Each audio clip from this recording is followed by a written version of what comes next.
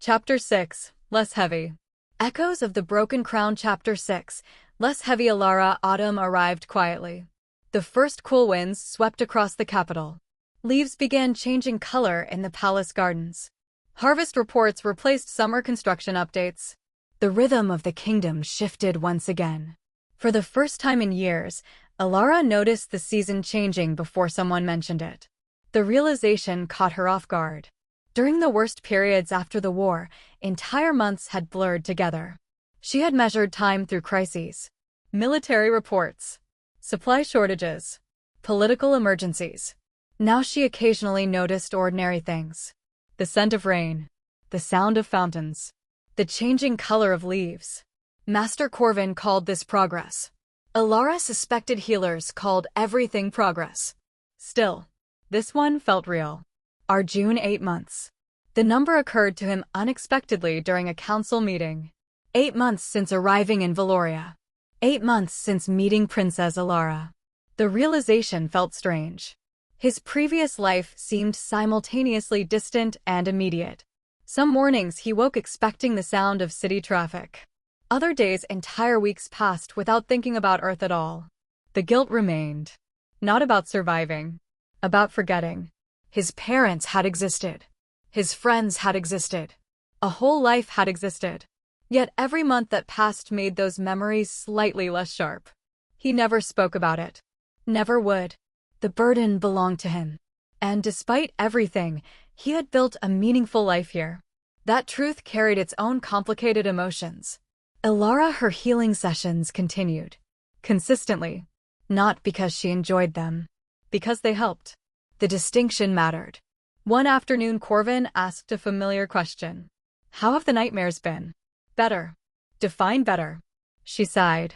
Twice this month. The healer's eyebrows rose. That's significant. It still happened. Of course.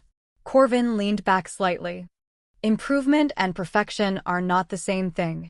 She hated when he said sensible things.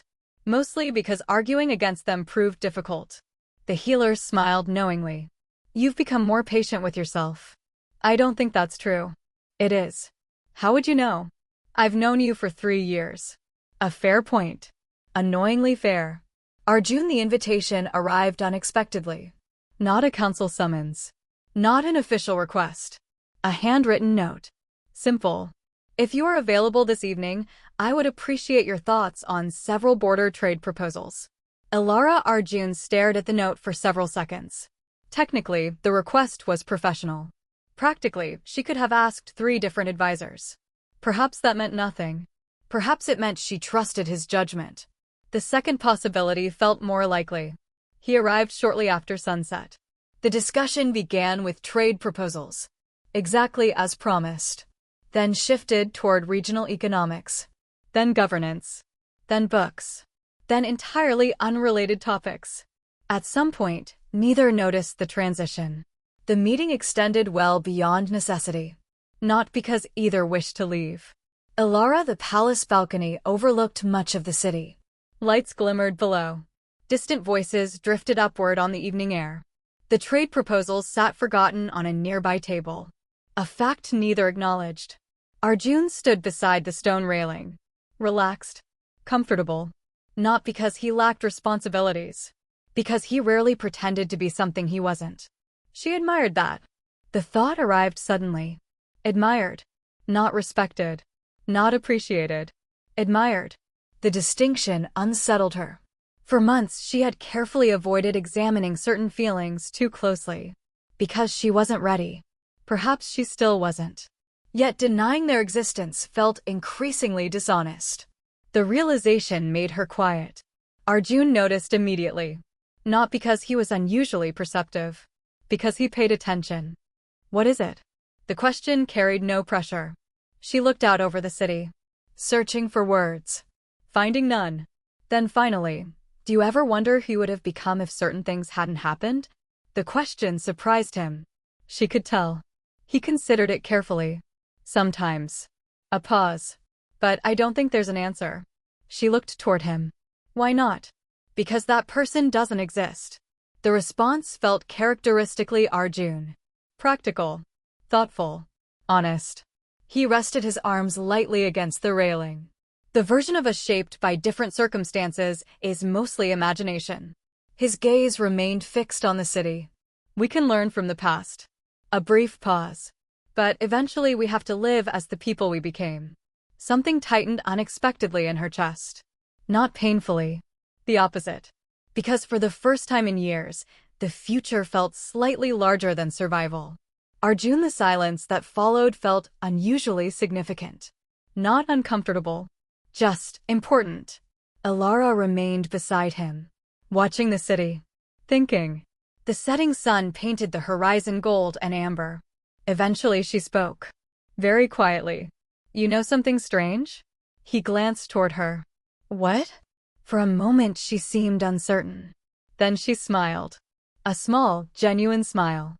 I feel less heavy around you. The words hit him harder than expected. Not because they were romantic. They weren't. Because they were honest. Painfully honest. For several seconds he didn't answer, choosing his response carefully. The moment deserved care. Finally he spoke. I'm glad. The simplicity surprised her. He could see it. But he continued. You've done a lot of difficult work. Her expression shifted slightly. That's not what I meant. I know. A faint smile touched his face. But it's still true. The evening breeze stirred loose strands of her hair. Neither looked away. Not yet. I trust you. The admission arrived so quietly he almost missed it. The words carried enormous weight. Not because trust was unusual. Because for Elara, it wasn't. He understood that. Perhaps better than anyone. Something warm settled in his chest. Not triumph. Not pride. Gratitude. For being trusted with something so carefully protected. His answer came slowly. I don't take that lightly. The sincerity in his voice seemed to reach her. Because she relaxed. Just slightly. A tiny shift. Easy to miss. Yet somehow it felt more meaningful than grand declarations ever could. Elara, that night she lay awake longer than usual. Not because of nightmares. Not because of anxiety. Because she kept replaying the conversation. The trust. The honesty. The quiet understanding. There had been no dramatic moment. No sudden revelation. Just a growing certainty. Months of consistency. Months of respect. Months of feeling safe. The realization frightened her. And not in the way it once would have. The fear came from possibility. Because caring about someone created vulnerability. The same vulnerability she had spent years avoiding. Yet another thought followed close behind. A calmer one. Trusting someone was not the same thing as depending on them for survival. Caring about someone was not surrendering autonomy. Corvin had spent years teaching those distinctions. Perhaps she was finally beginning to understand them. Not perfectly. Enough. As sleep slowly approached, another realization surfaced. She no longer looked forward only to successful council meetings. Or good reports. Or peaceful nights. She looked forward to seeing Arjun. The truth settled gently. Without panic. Without denial. Simply accepted. And somewhere else in the palace, Arjun sat alone reviewing infrastructure documents. Pretending his attention remained entirely on road maintenance. A task becoming increasingly difficult. Because for the first time, admiration had begun turning into something deeper. Neither of them spoke the truth aloud. Not yet. But both had started recognizing its shape. End of chapter 6.